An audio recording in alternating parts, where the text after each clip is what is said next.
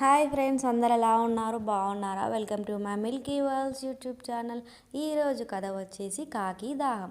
అనగనగా ఒక అడవిలో ఒక కాకి చాలా దాహం వేసింది. ఆ రోజు బాగా ఎండగా ఉంది. ఆ వేడికి కాకి గొంతు పూర్తిగా ఎండిపోయింది. ఎగిరే ఓపిక అయిపోయి నీరసంగా నీళ్ళ కోసం వెతికింది. చాలాసేపు వెతికాక ఒక కుండలో నీళ్లు కనిపించాయి. ఆశగా ఆ కుండలో కాకి ముక్కు పెట్టింది. కానీ నీళ్లు బాగా అడుక్కి ఉండడంతో కాకి ముక్కుకు అందలేదు. కానీ తెలివైన కాకి ఓటమి ఒప్పుకోలేదు. చుట్టుపక్కల పడున్న రాళ్లను తీసుకొచ్చి ఆ కుండలో పడేసింది. కుండలోకి రాళ్ళు మునిగిపోయి నీళ్లు పైకి తేలాయి. కాకి దాహం తీరేదాకా నీళ్లు తాగి ఆనందంగా ఎగిరిపోయింది. నిజమే, మనసు ఉంటే మార్గం ఉంటుంది.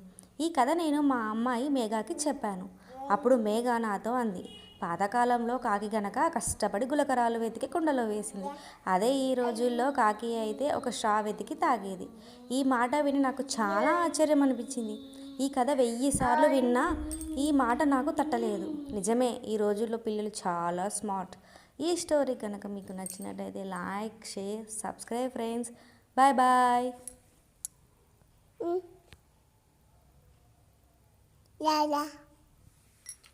Bye.